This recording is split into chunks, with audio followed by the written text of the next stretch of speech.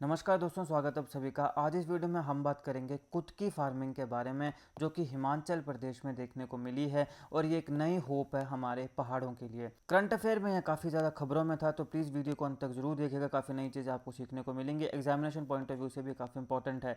अगर आप चैनल पर नहीं हैं तो चैनल को सब्सक्राइब करना बिल्कुल मत भूलिएगा। बाकी politics, economy, GK, geography, science, environment, ecology की तमाम वीडियोस को देखने के लिए एक बार हमारी प्लेलिस्ट और करंट अफेयर की बाकी वीडियोस को भी जरूर चेक करिएगा। चलिए दोस्तों, शुरुआत करते हैं। वीडियो को लाइक जरूर कर दीजिएगा। लाइक करने के बाद दोस्तों आपको एक हाइप का ऑप्शन आएगा, तो प्लीज़ वीडियो को हाइप भी जरूर करिएगा। चलिए शुरुआत करते हैं। अब देखिए, हिमाचल प्रदेश के फार्मर्स ने कुटकी की कल्टीवेशन स्टार्ट करी है। ये बहुत ही वैल्यूएबल हिमालयन मेडिसिनल प्लांट है। मेडिसिन में इसका काफ़ी ज़्यादा यूज़ होता है। हिमाचल प्रदेश में इसकी फार्मिंग की सक्सेस हमें अभी देखने को मिली है। अब देखिए यहाँ पे हर्ब टूवर्ड एक्सटिंक्शन, कि ये जो हर्ब है ये एक्सटिंक्ट होने के कगार पर थी, लेकिन अब इसकी जब खेती दोबारा से शुरू हिमाचल प्रदेश में हुई है और काफ़ी ज़्यादा फार्मर्स ने इसमें सक्सेस पाई है, तो इसको एक्सटिंक्ट होने से भी अब बचाया जा सकता है। और ये बायोडाइवर्सिटी के लिए भी इंपॉर्टेंट है, फार्मर इनकम के लिए भी इंपॉर्टेंट है। ये एक नया फार्मिंग मॉडल है जो कि बायोडाइवर्सिटी और फार्मर इनकम दोनों को प्रोटेक्ट कर रहा है। अब यहाँ एक मिशन बहुत ज़रूरी है आपके लिए ध्यान में रखना, इसको ध्यान में रखिएगा। हिमालयन बायो रिसोर्स मिशन, इसको लॉन्च किया गया था 2021 में गवर्नमेंट ऑफ इंडिया की डिपार्टमेंट ऑफ बायोटेक के द्वारा। इसको डीबीटीपी बोलते हैं। इसका एम क्या था कि जो साइंटिफिक रिसर्च है उसे सपोर्ट किया जाए, क्लाइमेट स्मार्ट क्रॉप्स को सपोर्ट किया जाए, मेडिसिनल प्लांट्स को ग्रो किया जाए, सपोर्ट किया जाए, माइक्रोबियल बायोडाइवर्सिटी को सपोर्ट किया जाए और हिमालयन रीजन में जो लोकल बायो इकोनॉमी है उसे सपोर्ट किया जाए। तो इसको आपने ध्यान में रखना है कि ये इसका एम क्या है, क्यों इसको लॉन्च किया गया और कब लॉन्च किया गया, सीधा सवाल बन सकता है। तो 2021 में इसको लॉन्च किया गया था। अब हम बात करते हैं कि कुटकी बेसिकली है क्या। देखिए, हिमालयाज़ की मेडिसिनल हर्ब है ये। तो हिमाचल के अलावा बाकी भी जो हिमालयन रीजन्स है वहाँ पर भी ये ग्रो हो सकती है और होती भी है। अब ये हाई एल्टीट्यूड में नेचुरली ग्रो होती है। जो कोल्ड माउंटेन रीजन्स हैं मेनली, जैसे हमारा हिमाचल का अपर एरिया है, फिर उत्तराखंड के कुछ एरियाज़ है, नेपाल है जो हिमालयन बेल्ट है, इसके जो कोल्ड माउंटेन रीजन्स हैं वहाँ पे ये हाई एल्टीट्यूड पे ग्रो होती है। और ये काफ़ी वैल्यूएबल ट्रेडिशनल मेडिसिन सिस्टम है जो कि लीवर से रिलेटेड और जो हमारे कुछ डाइजेस्टिव इश्यूज होते हैं उसके लिए ये काफ़ी फ़ायदेमंद मानी जाती है। वहाँ पे इसका यूज़ होता है कुटकी का। अब यहाँ पे क्योंकि इसकी कमर्शियल डिमांड बहुत ज़्यादा है, तो अभी कुछ समय से काफ़ी ज़्यादा इसको हैवीली कलेक्ट किया जा रहा है हमारे वाइल्ड से, हमारे खेतों से, मतलब जो जंगल हैं, पहाड़ों के जो जंगल हैं, वाइल्ड एरियाज़ है, वहाँ पे ये उगती है हाई एल्टीट्यूड में और वहाँ से काफ़ी ज़्यादा इसे कलेक्ट किया जा रहा है क्योंकि इसकी काफ़ी कमर्शियल डिमांड है। इसका साइंटिफिक नाम है पिक्रोराइजा कुरोआ। तो ये पूछा जा सकता है, इसको आपने ध्यान में रखना है। अब IUCN, international union for conservation of nature and natural resources, इसकी रेड लिस्ट है जहाँ पे उन प्लांट्स को डाला जाता है जो एक्सटिंक्शन की कगार पर होते हैं, जो लुप्त होने की कगार पर होते हैं। तो रेड लिस्ट में इसको इंडेंजर्ड मेडिसिनल स्पीसीज कहा गया है, या इसको इस लिस्ट में डाला गया है रेड लिस्ट में कि ये इंडेंजर्ड है, ये लुप्त होने की कगार पर है। तो और इसको इंडियाज़ बायोडाइवर्सिटी कंजर्वेशन का जो फ्रेमवर्क है उसके लिए भी रेफर किया जाता है। अब ये इंडेंजर्ड हुई क्यों? देखिए, यहाँ पे वाइल्ड हार्वेस्टिंग हो रही है विदाउट रिप्लांटेशन।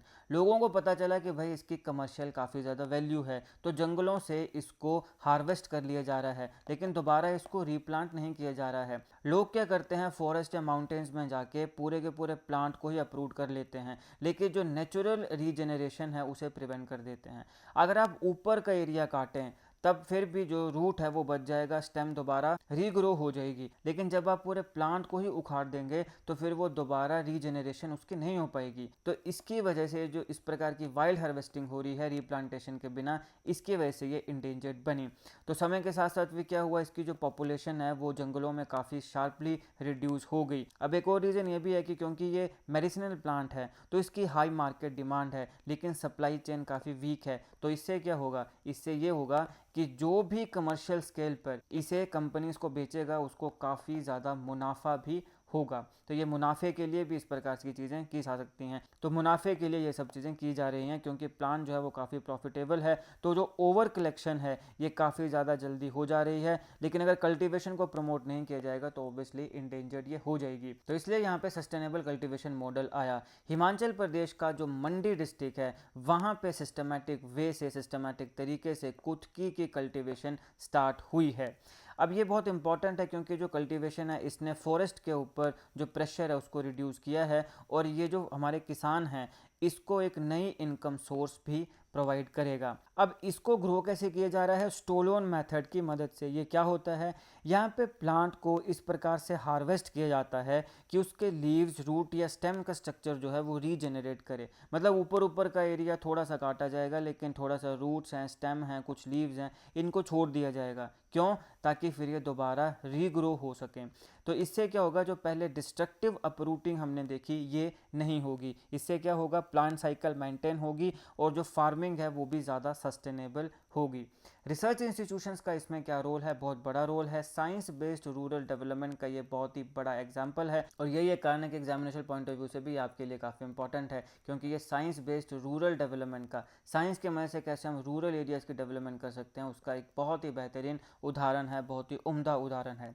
कई ऐसे रिसर्च इंस्टीट्यूशंस हैं जिन्होंने कंजर्वेशन प्रॉब्लम जो है उसको लिवलीहुड अपॉर्चुनिटी में कन्वर्ट कर दिया, एक कल्टीवेशन मॉडल बनाया जो कि लोकल इकोलॉजी के लिए सूट करता है। अभी जो स्टोरी है यहाँ पे हिमालयन रिसर्च ग्रुप का, डिपार्टमेंट ऑफ बायोटेक का, इन सारों का मेंशन है कि भाई इन्होंने इसकी मदद करी किसके माध्यम से? हिमालयन बायो रिसोर्स मिशन के माध्यम से, जिसको हमने पहले भी देखा। इस प्रकार के जो इंस्टीट्यूशन है ये बहुत इंपॉर्टेंट है फार्मर्स की जो यूजुअली नीड है, और जो प्रोपगेशन, प्लांटेशन, हार्वेस्टिंग और वैल्यू एडिशन के लिए साइंटिफिक हेल्प उनको चाहिए, वो ये सारे इंस्टीट्यूशंस प्रोवाइड करते हैं। इकोनॉमिक सिग्निफिकेंस इसकी क्या है? देखो, 15,000 से 16,000 एनुअली 5 से 6 केजी जो ड्राइड हर्ब है उससे एक किसान कमा सकता है। तो ये मीनिंगफुल सप्लीमेंट्री इनकम है माउंटेन एरियाज़ में। अगर हिल फार्मर्स की बात करें तो स्मॉल वैल्यू क्रॉप जो है वो भी काफ़ी ज़्यादा मैटर यहाँ कर सकती है, क्योंकि यहाँ लैंड जो है वो लिमिटेड है। खुद की कल्टीवेशन जो है वो बायो इकोनॉमी मॉडल को सपोर्ट करता है। एग्जाम्पल आपसे पूछा जा सकता है कि रिसेंटली खुद की कल्टीवेशन जो खबरों में थी, ये निम्नलिखित में से किस प्रकार के इकोनॉमी मॉडल को सपोर्ट करता है? तो बायो इकोनॉमी मॉडल को सपोर्ट करता है। बायोडाइवर्सिटी को ये कंजर्व कर रहा है, मार्केटेबल प्रोड्यूस क्रिएट कर रहा है और रूरल इनकम को इम्प्रूव कर रहा है। ये काफ़ी इंपॉर्टेंट है, क्योंकि जो फ्रेजाइल माउंटेन रीजन्स हैं जहाँ पे ऑर्डिनरी फार्मिंग काफ़ी डिफिकल्ट होती है, उसके लिए ये काफ़ी ज़्यादा इंपॉर्टेंट है और वहाँ पर ये फार्मर्स को इनकम देगा। एनवायरमेंटल सिग्निफिकेंस क्या है? ये जो इनिशिएटिव है ये 3 तरीके से एनवायरनमेंट के लिए मदद करता है। पहला, ये जो थ्रेटन स्पीसीज़ हैं, जैसे ये कुतकी है, ये इंडेंजर स्पीसीज़ है IUCN की रेड लिस्ट में, इसकी ओवर एक्सप्लॉयटेशन को बचाता है। दूसरा, कि नेचुरल जो फॉरेस्ट हैं उनके ऊपर प्रेशर को ये रिड्यूस करता है। तीसरा, कि इन सीटू और एक्स सीटू कंजर्वेशन होगी कल्टीवेशन के माध्यम से, जो कोर एनवायरमेंटल मैनेजमेंट आइडिया है। हिमालयन बायोरिसोर्स मिशन, अब इसकी बात कर लेते हैं। ये एक फ्लैगशिप इनिशिएटिव है department of biotechnology, government of India का, जिसको 2021 में लॉन्च किया गया था।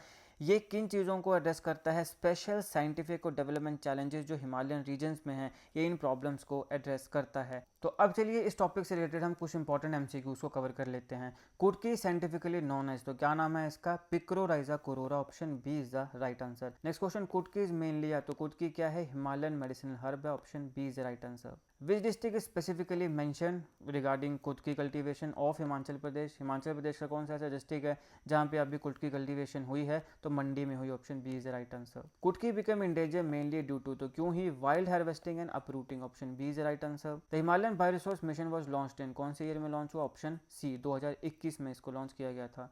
The Himalayan bioresource mission is a flagship initiative of, तो किसका फ्लैगशिप इनिशिएटिव है? तो डिपार्टमेंट ऑफ बायोटेक्नोलॉजी का, option B is the right answer.